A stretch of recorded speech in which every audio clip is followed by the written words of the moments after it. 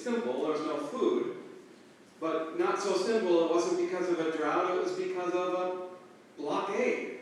It was engineered starvation by an enemy nation. No food was allowed in. And I just have to say, it sounds so eerily similar to the blockade of food and humanitarian aid to Gaza that I can't not say that out loud. But first, go back to the story in the book of 2 Kings. So here's how bad it was. The head of a donkey selling for 80 shekels. Well, that's nearly $1,000 today. For an animal they weren't even supposed to eat, the skull of something unclean. And if that wasn't enough, it's interesting, the Message says field greens. The Common English Bible says people were paying the equivalent of $50 for a cup of dove dung to use as fuel for fire. That's what the famine had done. It had warped the economy of suffering into something grotesque. And Scripture wants to illustrate how grotesque, how tragic and unspeakable. So this woman who cried out to the king for help told him that she and another woman had made a deal. It was a pact made out of their absolute desperation. Here's all its gruesomeness directly from Scripture. She told the king, "A woman said to me, 'Give up your son so we can eat him today. And we'll eat my son tomorrow.' And I agreed, so we cooked and ate my son." How grotesque, how unspeakable. The woman continues, "The next day I said to her, 'Okay, hand over your son so that we may eat him.' But she had hidden him from me." And so that's now why she's crying out to the king for justice. And he tore his robes in grief and rage and said, "Well, what do you expect me to do?" And what do folks in those positions do? They look for someone to blame. And he chose Elisha, the prophet of God. It's his fault. And may God do more to me and and more if the head of Elisha remains on his shoulders today. So, in other words, off with his head, in response to the starvation of his people by their enemy. And so the king sent a messenger to tell Elisha the shocking news. But Elisha didn't act with fear. He said something just as shocking. He said, "Today a donkey skull $80 and a cup of dove dung sells for $5. But this time tomorrow, food will overflow the city gates and everyone will eat again. And a whole gallon of wheat will sell for just 25 cents. And the king's official scoffed. "That's ridiculous. Even if God opened the windows of heaven, that couldn't happen." And Elisha said, "You'll see it with your own eyes." But, he told the official, "You won't eat a bite of it." And so meanwhile, there were 4 lepers sitting outside the city gate, starving too. And they said to one another, "Why are we just sitting here waiting to die?" But what could they do? We can't go through the gate even if there was food, and we can't just sit here. We'll die for sure. So one of them had an idea, maybe not a good one, but at least, an idea. What if we went to the enemy camp and begged for mercy? Maybe they'll kill us, but maybe they won't. Got nothing else to lose, and so they all agreed that first thing in the morning, they would use the last of their strength and march their way to the Aramean army camp, maybe a march to salvation, maybe a march to their death. In the middle of the night, that night, those soldiers heard something like the sound of galloping horses and the rumble of chariots, and the ground seemed to tremble beneath them like an army was approaching fast and fierce. And they thought, "Oh my God, Israel must have hired mercenaries to come after us." And so they panicked and they ran stumbling into the dark, dropping their weapons as they went and leaving everything behind. So when the lepers arrived in the morning, camp was empty, except tables left behind, spread like a feast, with bread and roasted meat, and they ran from tent to tent, eating as much as they possibly could. And alongside the tents, there were barrels of grain and jugs of oil, and they saw wine and firewood, and they found gold and treasures, and they were running around laughing, unable to believe their good fortune. And one of them said, "Hey, wait. What we're doing isn't right. We're keeping all of this to ourselves. We have to go tell the whole city." These 4 men who had been outcasts, thrown away because of their disease, they went back and shouted through the gates what they had seen. But the king thought, "Oh, that's just a trap." So he sent scouts to check out their story, and when the scouts returned, he said, "It's true, the enemy's gone. Their camp is empty, and the road is scattered with their weapons and clothing, empty, except for barrels upon barrels of grain and jugs of oil and wine, lots and lots of wine." And the city gates opened, and the people flooded out, and they carried back everything they could, they just carried back everything left behind by their enemies. And thus, food began to overflow in the streets, just like Elisha said. An entire gallon of wheat sold for 25 cents, and 2 gallons of barley were the same price.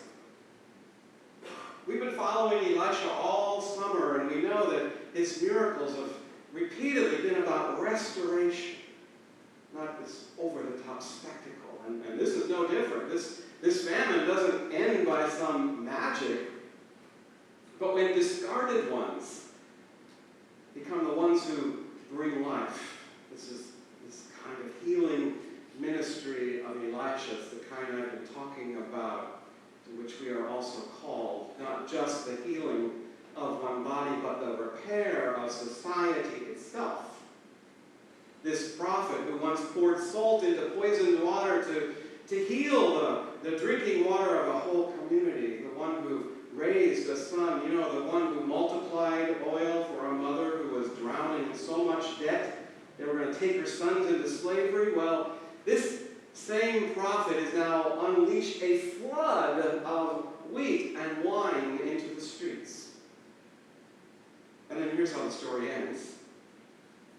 That officer who scoffed in disbelief, the one who said, even if God opened the windows of heaven, it couldn't happen. Well, he indeed saw the promise fulfilled. But as Elisha warned, was trampled to death by the rushing masses and never tasted a bite. The end.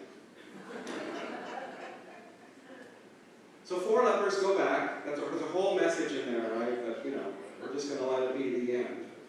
We've got 4 lepers who go back, share their good fortune. Just really an inspiring story. At the same time, however, kind of a cruel story. I mean, it feels wrong to preach this story while Gazans are starving. But it is timely. I mean, just this week in the New York Times, there was a story about food prices in Gaza. Now, instead of a donkey's head selling for the outrageous price of $1,000, flour is now selling for $305 for 25 kilograms instead of 10. And sugar is now $106 per kilogram instead of 89 cents. And fuel is $36 a liter when it was $1.87 before. But of course, this is if you can find any of it. So it feels outrageous, maybe even cruel, to speak of bread overflowing the streets by this time tomorrow, when right now children are dying because of a blockade, an engineered famine. There's more than enough food. There's more than enough, just outside the walls and fences. And there's medicine, there's clean water, only yards away from suffering people, but blocked by what? Indifference? Brutality? silence. It doesn't have to be that way. It's like there's no reason at all that people in our country should be hungry. Right? I mean, there's no reason at all that someone should be losing their health care or their homes or their hope just to, what? Fill the coffers of those who are already obscenely wealthy? It doesn't have to be this way except for, what? Indifference or cruelty or... And so how can I tell this story, right? I mean, how can I speak of miraculous reversals and abundance when people are dying at this very hour from the same violence that fills Scripture? How can I preach? This time tomorrow, everything will change. Here's the truth. I can't. I shouldn't imply such promises.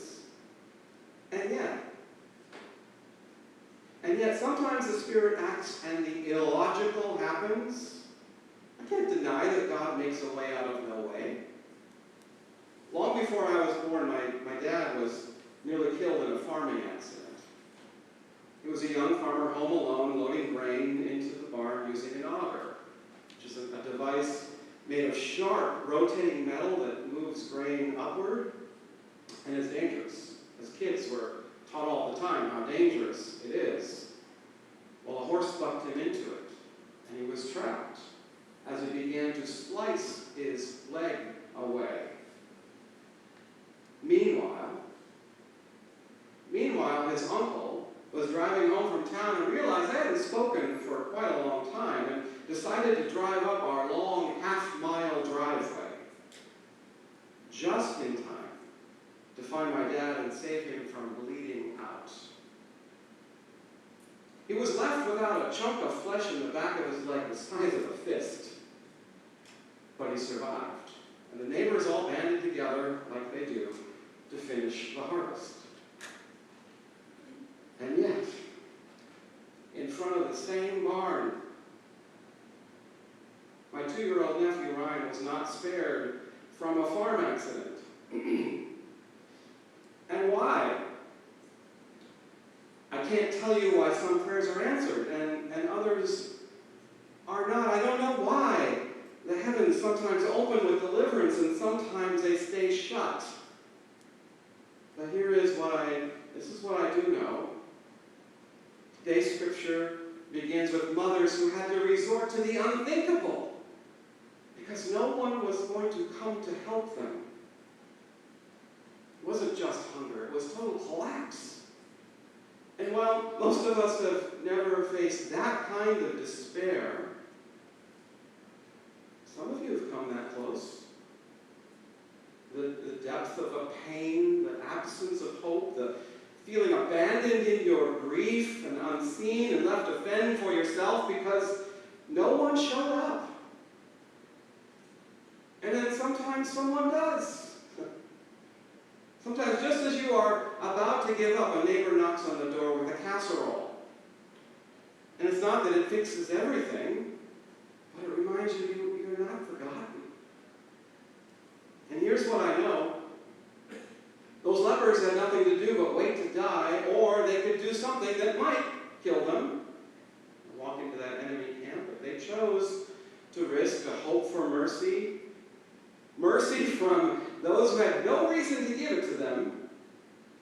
And maybe you've, too, stood at the edge of something that terrifying. When you've decided to leave the job, or end the relationship, or admitted the truth, knowing it could go really badly. But you did it anyway. You've walked into a doctor's office not knowing what the scan would say. You said yes to the treatment that might not work. And sometimes, not always, sometimes the scan comes back clear. And the treatment works. And the thing you feared the most doesn't happen. And against all odds, what was once dismissed as foolish hope becomes a true story. The mothers and lepers, and then there's the people of the city. All had run out of options. The people cast outside the great gate came with an absurd tale about enough food to feed them all, which sounded impossible, but they dared to believe. And in our lives, here's what I know. Sometimes a stranger says just exactly the right thing that shifts something. And sometimes there's a check that arrives in the mail at the last possible moment, and it holds off ruin. Sometimes the people we least expect bring good news that saves us all, but here's harder. Sometimes the people we don't want to help us are the ones who save us. And it doesn't always happen, right? We know this. But when it does, it's often a mix of unrealistic but relentless courage, with a little help from the holy. Remember those galloping horses and approaching chariots that didn't actually exist? A little holy humor. And yet we have to remember this is not just about individuals, but repairing a whole society. We know that things that have seemed impossible have become real. We have seen it happen. Drag queens and trans women of color rose up at Stonewall and defied the police and ignited a movement that changed repressive laws and hostile culture and a recalcitrant church. And women blocked out of the power to vote, dismissed as irrational, marched and organized until they changed the Constitution of the United States. Marchers in Selma walked into, intentionally, tear gas and terror so that a nation would finally awaken to pass the Voting Rights Act. Farm workers in grape vineyards, invisible, underpaid, exploited, organized strikes and boycotts and won contracts that changed labor rights across the country. And we just celebrated the 25th anniversary of the Americans with Disabilities Act. It wasn't a benevolent gift. It was decades of unrealistic but relentless, courageous work by activists in wheelchairs and others refusing to be excluded until the doors of access finally swung open. And if they could do that, if the dismissed and discarded could change history, why can't we? Right? We can practice this moral imagination of the prophet Elisha all summer long. These visions that see beyond fear and famine, that believes we can achieve liberating reversals with help from the holy. We can follow the example of those lepers who returned and shared and broke open what had been hoarded. We can walk toward the pain. We can carry the truth. We can dare live, not with shallow optimism, which is sure to disappoint, but in this soul-deep defiance of despair, with unrealistic, relentless courage to say, by this time tomorrow, there'll be more than enough.